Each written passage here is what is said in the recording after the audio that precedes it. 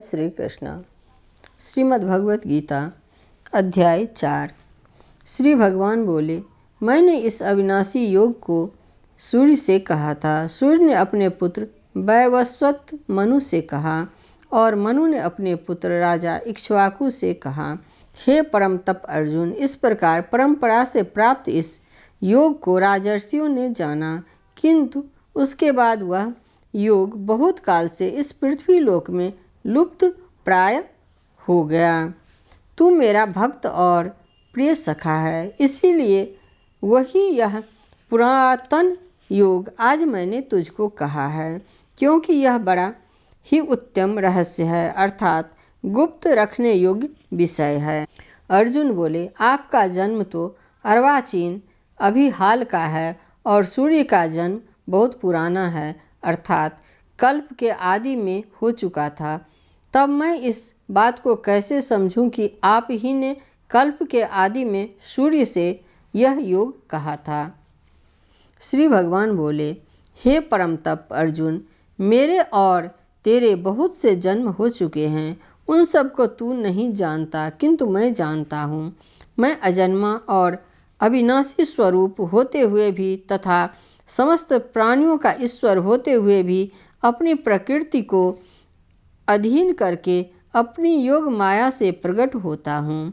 हे भारत, जब जब धर्म की हानि और अधर्म की वृद्धि होती है, तब तब ही मैं अपने स्वरूप को रचता हूँ, अर्थात साकार रूप से लोगों के सम्मुख प्रकट होता हूँ। साधु पुरुषों का उद्धार करने के लिए, पाप कर्म करने वालों का विनाश करने के लिए और धर्म की अच्छी तरह से स्थापना करने के लिए मैं युग युग में प्रकट हुआ करता हूँ। हे अर्जुन, मेरे जन्म और कर्म दिव्य अर्थात निर्मल और अलौकिक है। इस प्रकार जो मनुष्य तत्व से जान लेता है, वह शरीर को त्याग कर फिर जन्म को प्राप्त नहीं होता, किंतु मुझे ही प्राप्त होता है। पहले भी जिनके राग, भय और क्रोध सर्वथा नष्ट हो गए थे और जो मुझ में अनन्य प्रेम पूर्वक स्थित रहते थे, ऐसे मेरे आश्रित रहने वाले बहुत से भक्त उपर्युक्त ज्ञान रूप तप से पवित्र होकर मेरे स्वरूप को प्राप्त हो चुके हैं। हे अर्जुन, जो भक्त मुझे जिस प्रकार भजते हैं, मैं भी उनको उसी प्रकार भजता हूँ, क्योंकि सभी मनुष्य सब प्रकार से मेरे ही मार्ग का अनुसरण करते हैं। इस मनुष्य लोक में कर्मों के फल को चाहने वाले लोग देवताओं का पूजन किया करते हैं, क्योंकि उनको कर्मों से उत्पन्न होने वाली सिद्धि शीघ्र मिल जाती है। ब्राह्मण, क्षत्रिय, वैश्य और शूद्र, इन 4 वर्णों का समूह गुण और कर्मों के विभाग पूर्वक मेरे द्वारा रचा गया है। इस प्रकार उस सृष्टि रचनादि कर्म का कर्ता होने पर भी मुझ अविनाशी परमेश्वर को तू वास्तव में अकर्ता ही जान। कर्मों के फल में मेरी स्पृहा नहीं है, इसीलिए मुझे कर्म लिप्त नहीं करते। इस प्रकार जो मुझे तत्व से जान लेता है, वह भी कर्मों से नहीं बंधता। पूर्व काल में सुमुक्षुओं ने भी इस प्रकार जानकर ही कर्म किए हैं, इसीलिए तू भी पूर्वजों द्वारा सदा से किए जाने वाले कर्मों को ही कर। कर्म क्या है और अकर्म क्या है, इस प्रकार इसका निर्णय करने में बुद्धिमान पुरुष भी मोहित हो जाते हैं। इसीलिए वह कर्म तत्व मैं तुझे भली भांति समझाकर कहूँगा, जिसे जानकर तू अशुभ से अर्थात कर्म बंधन से मुक्त हो जाएगा। कर्म का स्वरूप भी जानना चाहिए और अकर्म का स्वरूप भी जानना चाहिए तथा विकर्म का स्वरूप भी जानना चाहिए, क्योंकि कर्म की गति गहन है। जो मनुष्य कर्म में अकर्म देखता है और जो अकर्म में कर्म देखता है, वह मनुष्यों में बुद्धिमान है और वह योगी समस्त कर्मों को करने वाला है, जिसके संपूर्ण शास्त्र सम्मत कर्म बिना कामना और संकल्प के होते हैं तथा जिसके समस्त कर्म ज्ञान रूप अग्नि के द्वारा भस्म हो गए हैं, उस महापुरुष को ज्ञानी जन भी पंडित कहते हैं। जो पुरुष समस्त कर्मों में और उनके फल में आसक्ति का सर्वथा त्याग करके संसार के आश्रय से रहित हो गया है और परमात्मा में नित्य तृप्त है, वह कर्मों में भली भांति बरतता हुआ भी वास्तव में कुछ भी नहीं करता। जिसका अंतःकरण और इंद्रियों के सहित शरीर जीता हुआ है और जिसने समस्त भोगों की सामग्री का परित्याग कर दिया है, ऐसा आशा रहित पुरुष केवल शरीर संबंधी कर्म करता हुआ भी पापों को नहीं प्राप्त होता।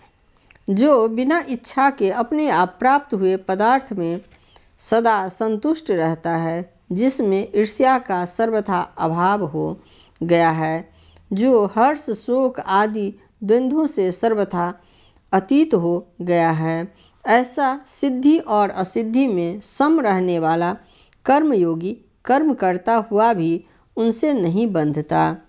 जिसकी आसक्ति सर्वथा नष्ट हो गई है, जो देहाभिमान और ममता से रहित हो गया है, जिसका चित्त निरंतर परमात्मा के ज्ञान में स्थित रहता है, ऐसा केवल यज्ञ संपादन के लिए कर्म करने वाले मनुष्य के संपूर्ण कर्म भली भांति विलीन हो जाते हैं।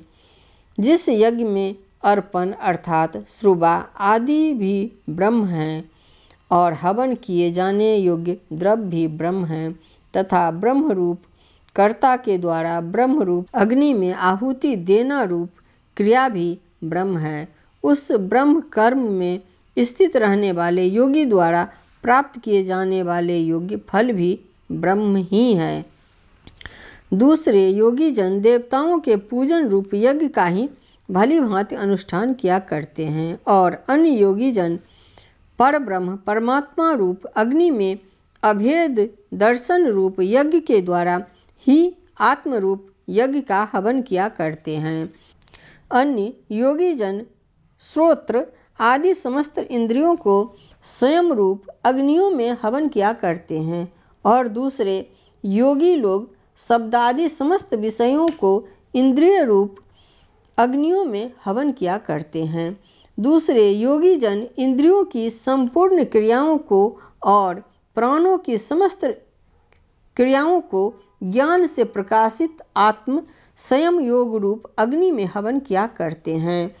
कई पुरुष द्रव्य संबंधी यज्ञ करने वाले हैं, कितने ही तपस्या रूप यज्ञ करने वाले हैं तथा दूसरे कितने ही योग रूप यज्ञ करने वाले हैं। कितने ही अहिंसादि तीक्ष्ण व्रतों से युक्त यत्नशील पुरुष स्वाध्याय रूप ज्ञान यज्ञ करने वाले हैं। दूसरे कितने ही योगी जन अपान वायु में प्राण वायु को हवन करते हैं, वैसे ही अन्य योगी जन प्राण वायु में अपान वायु को हवन करते हैं तथा अन्य कितने ही नियमित आहार करने वाले प्राणायाम परायण पुरुष प्राण और अपान की गति को रोककर प्राणों को प्राणों में ही हवन किया करते हैं। ये सभी साधक यज्ञों द्वारा पापों का नाश कर देने वाले और यज्ञों को जानने वाले हैं। हे कुरुश्रेष्ठ अर्जुन, यज्ञ से बचे हुए अमृत का अनुभव करने वाले योगी जन सनातन पर ब्रह्म परमात्मा को प्राप्त होते हैं और यज्ञ न करने वाले पुरुष के लिए तो यह मनुष्य लोक भी सुखदायक नहीं है, फिर परलोक कैसे सुखदायक हो सकता है। इसी प्रकार और भी बहुत तरह के यज्ञ वेद की वाणी में विस्तार से कहे गए हैं। उन सबको तू मन इंद्रिय और शरीर की क्रिया द्वारा संपन्न होने वाले जान। इस प्रकार तत्व से जानकर उनके अनुष्ठान द्वारा तू कर्म बंधन से सर्वथा मुक्त हो जाएगा। हे परम तप अर्जुन, द्रव्यमय यज्ञ की अपेक्षा ज्ञानमय अत्यंत श्रेष्ठ है तथा यावन्य मात्र संपूर्ण कर्म ज्ञान में समाप्त हो जाते हैं। उस ज्ञान को तू तत्वदर्शी ज्ञानियों के पास जाकर समझ।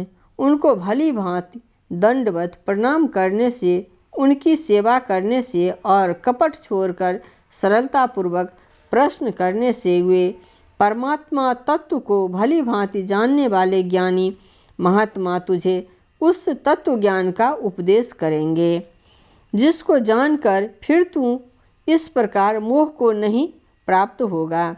तथा हे अर्जुन, जिस ज्ञान के द्वारा तू संपूर्ण भूतों को निःशेष भाव से पहले अपने में और पीछे मुझ सच्चिदानंदन घन परमात्मा में देखेगा।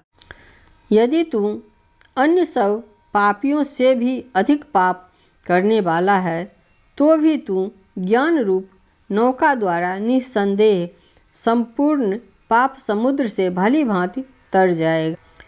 क्योंकि हे अर्जुन, जैसे प्रज्वलित अग्नि ईंधनों को भस्ममय कर देता है, वैसे ही ज्ञान रूप अग्नि संपूर्ण कर्मों को भस्ममय कर देता है। इस संसार में ज्ञान के समान पवित्र करने वाला निस्संदेह कुछ भी नहीं है।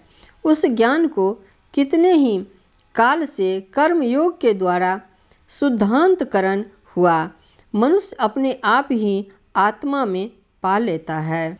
जितेंद्रिय, साधन परायण और श्रद्धावान मनुष्य ज्ञान को प्राप्त होता है तथा ज्ञान को प्राप्त होकर वह बिना विलंब के तत्काल ही भगवत प्राप्ति रूप परम शांति को प्राप्त हो जाता है। विवेकहीन और श्रद्धा रहित संशय युक्त मनुष्य परमार्थ से अवश्य भ्रष्ट हो जाता है। ऐसे संयम युक्त मनुष्य के लिए न यह लोक है, न परलोक है और न सुख ही है। हे धनंजय, जिसने कर्म योग की विधि से समस्त कर्मों का परमात्मा में अर्पण कर दिया है और जिसने विवेक द्वारा समस्त संशयों का नाश कर दिया है, ऐसे बस में किए हुए अंतःकरण वाले पुरुष को कर्म नहीं बांधते। इसलिए हे भरतवंशी अर्जुन, तू हृदय में स्थित इन अज्ञान जनित अपने संशय का विवेक ज्ञान रूप तलवार द्वारा छेदन करके समत्व रूप कर्म योग में स्थित हो जा और युद्ध के लिए खड़ा हो जा।